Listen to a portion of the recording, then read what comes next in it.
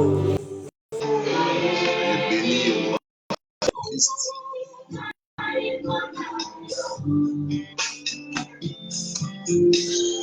partagez-nous, évangélisons ensemble, que le Seigneur vous bénisse.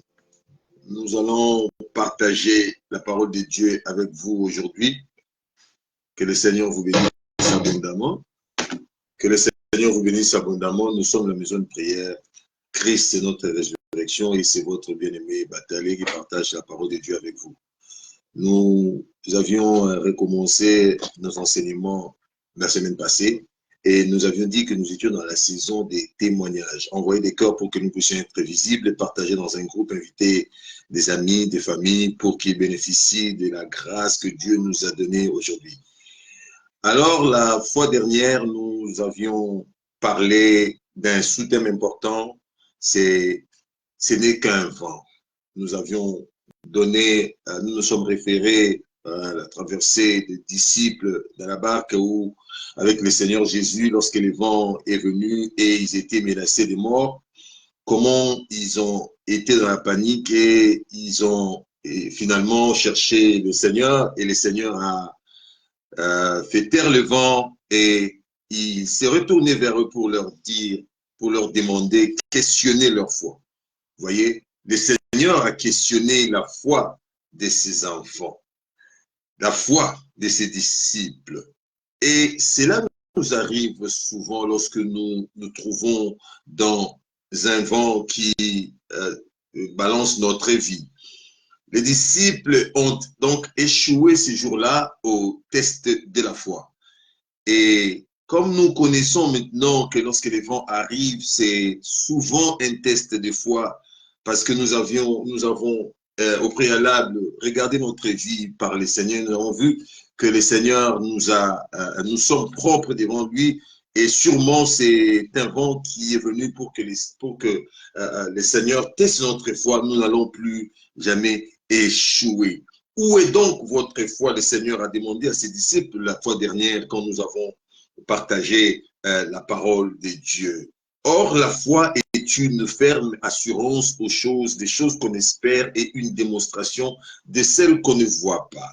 Il y a l'espérance, il y a des choses, il y a l'invisible, il y a tous ces lots de choses que nous devons saisir pour évidemment comprendre ce que c'est la foi. Nous allons lentement, petit à petit, avancer dans cette direction. Et aujourd'hui, notre sous-thème, c'est la foi défie tout.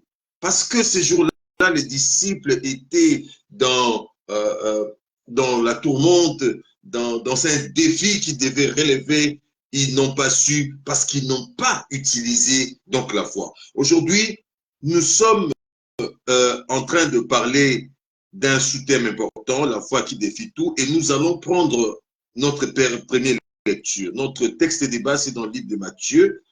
Au chapitre 15, nous commençons verset 21 à 28. Je lis au nom de notre Seigneur Jésus-Christ. Suivez très bien la lecture ici. Jésus étant parti de là, se retira dans les territoires de Tyr et de Sidon. Et voici une femme cananéenne qui venait de ces contrées, lui cria « Aie pitié de moi, Seigneur, fils de David. Ma fille est cruellement tourmentée par les démons. » Il ne lui répondit un mot.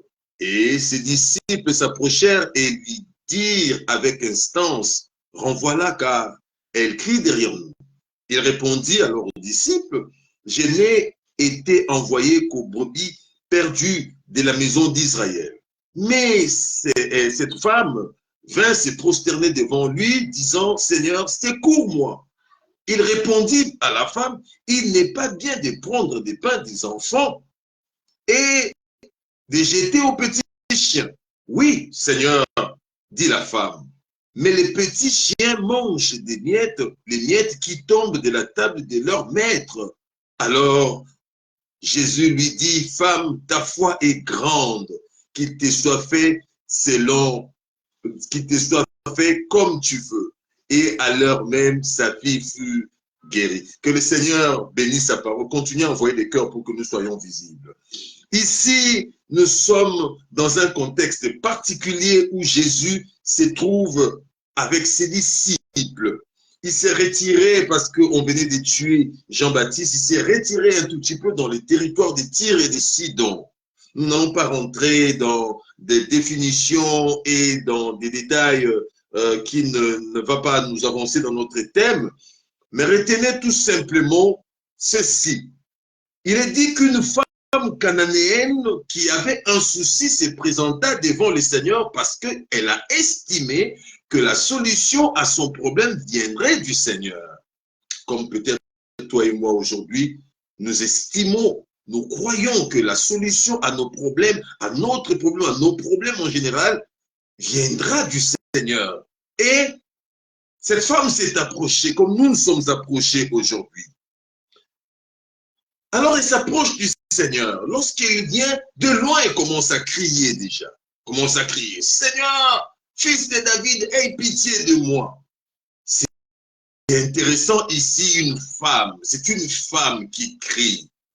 Elle crie parce que son enfant est cruellement tourmenté par le démon. C'est-à-dire, lorsqu'il y a un problème, un souci spirituel, la réponse doit être spirituelle. Nous l'avons vu la fois passée. On ne peut pas être tourmenté par des démons et être guéri par des paracétamol.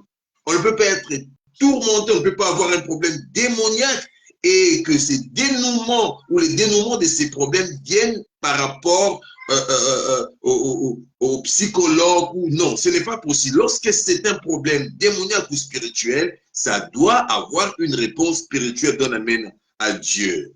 Cette femme s'approche, mais la Bible dit le Seigneur garda silence à sa demande. Il est important donc de comprendre.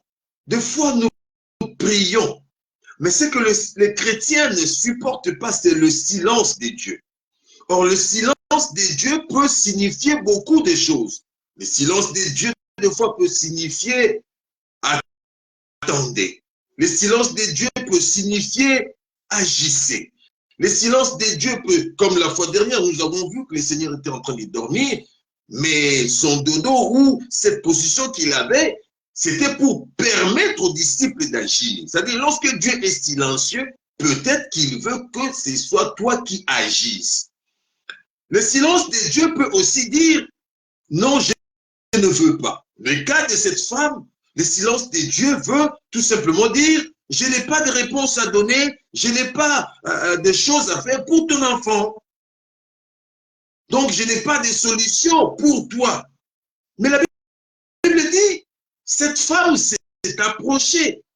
En s'approchant, elle a continué à crier. De sorte que même les disciples qui étaient autour disent, Seigneur, si tu ne vas pas faire quelque chose pour cette femme, renvoie-la.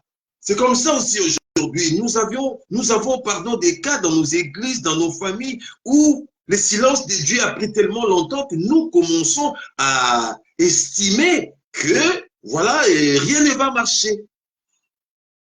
Parce que le Seigneur n'a pas répondu à notre prière ou à la demande de tel ou de tel.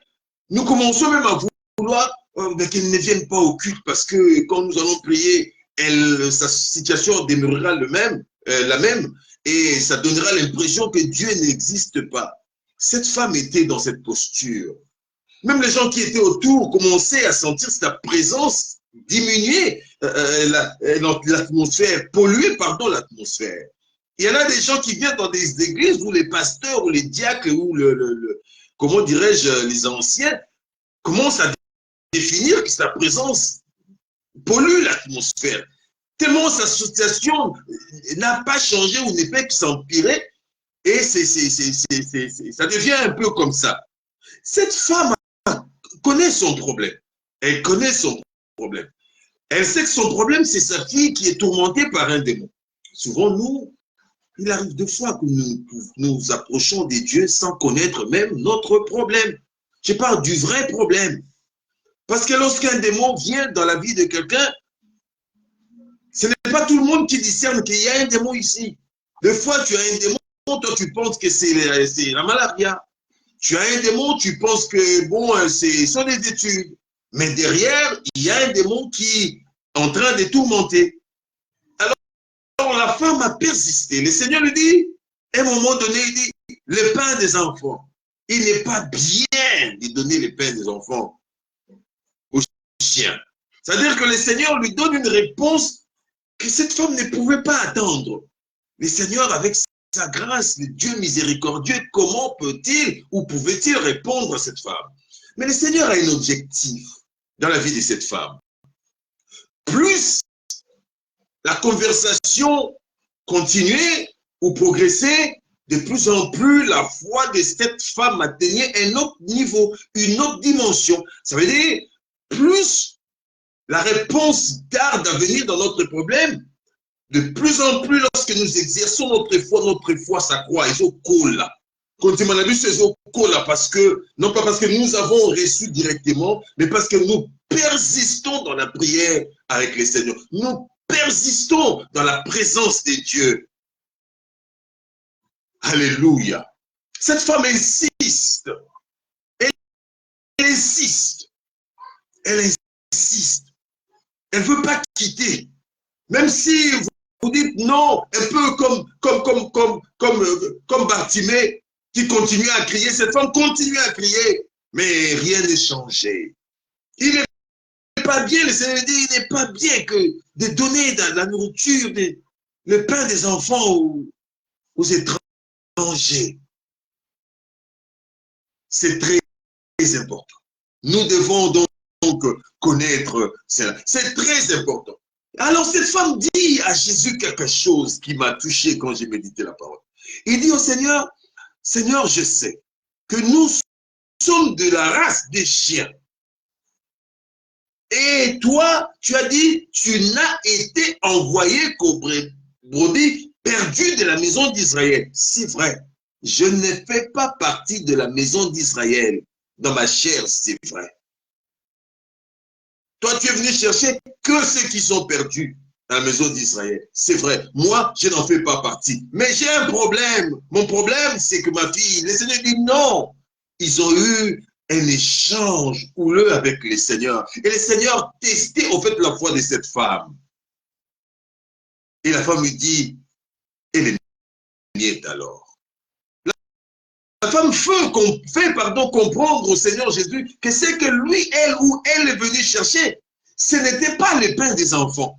Je voudrais que nous puissions nous apaisantir un tout petit peu là. Cette femme a une intelligence, a une vision, a une perception des choses qui est différente des gens qui étaient autour du Seigneur. Le Seigneur lui parle des pains. Elle réplique au Seigneur Jésus-Christ, moi je ne suis pas venu chercher le pain sur la table, moi je suis sous la table cherchant les miettes, comme pour dire que pour moi qui ne suis pas juif, connaissant ta grandeur, la guérison de mon enfant, ce n'est pas le pain, mais ce sont des miettes. Bien aimé dans le Seigneur. Cette femme défie les principes et les règles établies. Il fallait que tu sois une des brebis perdues de la maison d'Israël afin de bénéficier de la grâce de Jésus. Parce que dans la mission qui lui a été conférée par le Père, il a été mentionné que je t'envoie. Regarde les cadres d'opération, les cadres opérationnels ou la sphère que le Seigneur, Dieu Tout-Puissant, a donné à Jésus pour opérer, c'était la maison d'Israël. Cette femme ne faisant pas partie de la maison d'Israël, elle a cherché une brèche. Une brèche. Nous faisons partie de la maison d'Israël, nous n'arrivons pas à manger le pain. C'est-à-dire, si nous pouvons manger le pain, nous sommes capables, nous chrétiens, de communiquer les choses comme les guérisons, les miracles aux autres, parce que ce sont des miettes qui tombent du pain. Je parle du corps de Jésus-Christ. Alléluia. Elle a très bien défini son problème. Le Seigneur regarde la femme et dit, tu as une grande foi. Alléluia. Il dit, non, toi, tu as une grande foi. Remarquez comment elle a procédé. Elle s'est approchée. Elle a crié. Et en criant, Elle n'a pas regardé à gauche ou à droite. Son problème, c'est que j'ai trouvé Jésus. Beaucoup de gens, ils n'arrivent pas à prier lorsqu'il faut prier parce qu'ils se disent, qu'est-ce qu'ils vont dire? Moi, j'ai pris seulement pour ce sujet. J'ai continué seulement à prier pour ce sujet, il n'y a pas de réponse. Ils vont se moquer de moi. Ah, cette femme n'a pas regardé tout ça. Son problème, c'est qu'elle a un enfant qui est malade. Toi, tu as un enfant qui est malade. Quand je parle de l'enfant, je parle des choses qui nous appartiennent. Je parle des sphères, des domaines de notre vie. Tu as des domaines de ta vie qui ne marchent pas, mais toi, tu regardes les autres, qu'est-ce qu'ils vont dire? Cette femme a trouvé Jésus. Elle commence par crier. Elle ne tient pas compte des gens qui sont autour. Alléluia. Elle brise les protocoles, les choses. Elle vient avec quelque chose de nouveau. Et c'est qu'il a été envoyé pour les brebis perdues de la maison d'Israël. Mais elle dit, j'ai été vu, moi j'ai été vu. C'est comme quelqu'un qui se retrouve à l'hôpital et dit, non, cet hôpital, c'est voilà, c'est seulement pour les gens qui sont des pères et des mères. Mais dis, moi, j'ai un docteur, regarde-moi mon problème, c'est cette histoire-là et tout. De temps en temps, nous devons sortir des sentiers battus. Il ne faut pas toujours faire des choses comme ça se fait. Il ne faut pas toujours attendre qu'on te dise par les disciples ce qu'il faut faire. Des fois, suis ton cœur, le Seigneur te dit, lève-toi à 4 heures du matin, prie, lève-toi et prie simplement. Accroche-toi à Jésus. Cette femme a brisé cela. Ce qui arrive à cette femme, c'est merveilleux. Elle a un problème, le Seigneur lui donne tout ce qui est dit, tout ce qui est prévu, c'est-à-dire les principes, les protocoles, les règles. Mais la femme dit au Seigneur, non, moi je ne suis pas venue pour le pain. C'est-à-dire, elle commence par définir son problème par rapport à la puissance de Dieu. Ce qui nous manque beaucoup, c'est cela. Souvent, lorsque nous avons des problèmes, nous regardons les problèmes comme une montagne et la puissance de Dieu devient comme une souris. Il faut, pour avoir une grande foi, définir son problème par rapport à la puissance de Dieu. Cette femme regarde son enfant tourmenté par les démons, mais définit le problème de son enfant par rapport à la puissance et à la grandeur de Dieu. Lorsque nous voyons la grandeur de Dieu, lorsque nous sommes dans la perception, la perspective de la grandeur de Dieu, nous voyons autrement nos problèmes. C'est pourquoi Paul, à un moment donné, il dit, qui va me séparer de l'amour de Dieu? Ni la mort, ni la tribulation, ni la joie, ni les pleurs. C'est-à-dire, lorsqu'on arrive à un certain niveau, on change notre façon de voir les choses et on commence à parler comme cette femme. Je ne suis pas venu chercher le pain, je suis venu chercher des miettes. Cette femme diminue même le miracle. Lorsque cette femme diminue le miracle, alors si le miracle devait guérir sa fille qui était tourmentée par les démons, donc le tourment là des démons devenait encore plus petit. Donne un amen à Dieu. Ton problème et mon problème, c'est que c'est trop grand devant nous et Dieu devient trop petit. Nous devons laver nos yeux et voir Dieu grandeur nature. Cette femme connaît Jésus. Elle sait, qu'elle a eu des problèmes parce que son arrière-grand-parent qui est Noé avait maudit Canaan. Son arrière-grand-parent qui était fils de Cham qui avait vu la nudité de Noé. Et donc, cette femme sait que si elle est tourmentée ou son enfant ou les malédictions autour de sa famille avaient encore lieu d'être, c'est à cause des paroles prononcées des milliers d'années par Noé. Noé était ivre. Il était tellement saoul qu'il s'est laissé à découvert. Et cela a permis à son enfant de le voir. Évidemment, l'enfant a mal agi parce qu'il est allé se moquer de son père. Mais au lieu de maudire l'enfant, il maudit l'enfant de son enfant. Et s'ensuit les malédictions de génération en génération. Or, Noé lui-même a trouvé la vie sauve parce qu'il a écouté la voix de Dieu. Donc cette femme est dans la position d'écouter la voix de celui qui avait parlé à Noé afin que Noé et Cham et Japheth et Sem puissent être sauvés. Ça veut dire en d'autres termes, lorsque nous nous trouvons devant le Seigneur, nous sommes dans la position de recevoir les paroles qui sont plus puissantes que les paroles déclarées par nos grands-parents.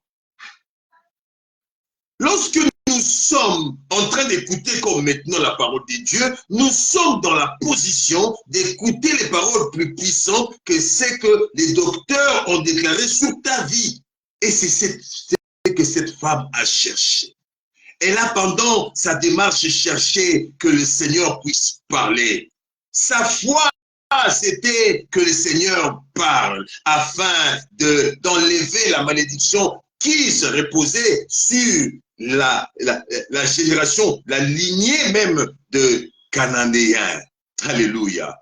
La foi peut défier donc les traditions, les coutumes. La foi peut donc défier les races, les combats des races, les combats des générations. La foi peut défier facilement ce qu'ont dit les docteurs à propos de toi. La foi peut défier ce que ton corps essaye de te dire. La foi peut défier les témoignages de ce que les clichés médicaux peuvent dire. La foi peut tout défier. Donnez la main à Dieu. Alléluia. Par donc la foi, cette femme qui est une descendance de Canaan, qui était une race maudite, parce que le Seigneur avait dit, Canaan qui sera le serviteur, donc l'esclave de ses frères. Ici, cette femme, par la foi, sort de cette descendance pour entrer dans la descendance d'Abraham. Donc, par la foi, cette femme mérite mieux que les miettes. Des fois, lorsque nous approchons du Seigneur, il veut comprendre que nous avons compris les dimensions de sa parole. Sambela, Sambela, Sambela. Est-ce que comprends-tu ce que tu lis? Comprends-tu ce que tu entends? Cette femme était elle aussi donc par la foi fille d'Abraham. Alléluia. Vous savez, il y a un mystère important qu'il faut saisir. La foi a une telle puissance qu'elle ne laisse pas de choix à Dieu. Ici, le Seigneur est dans sa sphère de commandement. Mais il doit sortir de cette zone pour opérer dans la vie de cette femme. Il a besoin d'une seule chose, ta foi. Et lorsque cette foi est grande, ça veut dire construite de façon à ce qu'elle est inébranlable, peu importe ce que les gens disent à gauche ou à droite, peu importe ce que tu vois, peu importe la durée de conversation ou l'attente de la réponse, tu finis par avoir ce que tu cherches de Dieu. Souvenez-vous de cette femme qui avait la perte du sang. Lorsqu'elle touche le Seigneur dit, quelqu'un m'a touché car j'ai senti une puissance sortir de moi. En d'autres termes, ce n'est pas le Seigneur qui répond favorablement à cette femme, mais cette femme entre dans le domaine même de Dieu, dans son cercle, dans son intimité, et reçoit sa guérison et sort. Alléluia. C'est très, très important.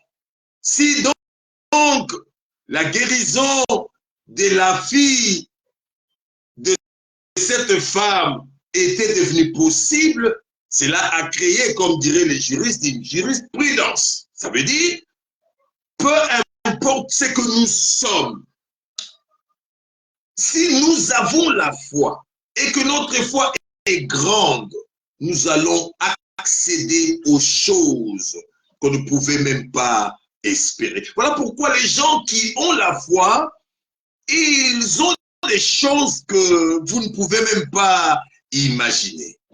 Cette femme a dû briser les limites. La foi défie les limites.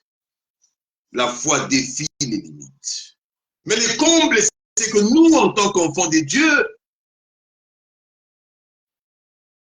à qui le Seigneur a ramené le pain, nous qui avons droit au pain, nous pleurons pour des miettes. Il y a quelque chose qui ne marche pas. Lorsqu'un enfant de Dieu commence à pleurer pour les miracles qui sont des miettes, considérés comme des miettes par une païenne, alors il y a quelque chose qui ne marche pas. Il ne connaît pas ce que c'est un pain. Le Seigneur a dit à ses disciples, ceci est mon corps. Je le brise, je le donne pour vous. Ça, c'est le Seigneur qui a dit.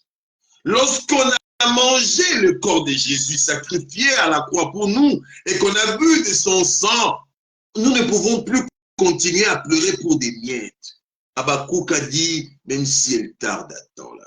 Je voudrais dire à quelqu'un, ta foi doit défier ton propre corps. La foi a défié le corps de Sarah, la foi a défié le corps d'Élisabeth. La foi peut défier la mort venant dans ta vie. La foi peut défier. Le Seigneur a dit à Marthe et à Marie, ne t'ai-je pas dit, Marie, si tu crois, tu verras la gloire de Dieu. Même mort, la foi a défié la mort. Si donc la foi peut défier la mort, kaka musala, kaka libala, kaka kobota, vous voyez? C'est important donc de comprendre. Cette femme a résisté au silence de Dieu. Nous, lorsque Dieu est silencieux, nous changeons d'église. Nous, lorsque Dieu est silencieux, nous allons voir des prophètes et des Amériques qui envoient des textos avec des demandes d'offrandes spéciales. Et ils nous amènent dans l'occultisme. Parce que nous voulons que ça se passe vite. Or, tout ce que le Seigneur veut en restant silence, c'est laisser le temps pour nous de construire notre foi. Construire notre foi. Des fois, ça ne marche pas parce que Dieu veut que notre foi puisse changer de dimension. La foi a des dimensions donc. La foi a des dimensions. Cette femme ne s'est pas retirée. Cette femme a créé la proximité. Il y a un problème ici. Il y a le silence. Il y a la prière. Il y a la réponse de Jésus qui est attendue. Mais cette femme s'appuie sur la persévérance. La persévérance. À imiter. À changer. À changer papa Molimoté. À changer église. Nous, on est changeants. Tout le temps. Tu te réveilles le matin. Non, ce n'est plus comme ça. Il faut prier de cette façon. Un peu comme les prophètes des Baal. Le matin, ils prient normal. À midi, ils se font des incisions. Vous voyez? Pourquoi changeons-nous? Pourquoi changeons-nous? Ta foi est grande, le Seigneur dit à la femme. Permettez-moi de lire un autre passage. Nous allons lire un passage dans le livre de Luc pour conclure. Rapidement, j'ai fait la lecture et nous concluons. Nous sommes dans le livre de Luc au chapitre 18. Voilà, Luc chapitre 18, premier verset au 8e, il est dit ceci.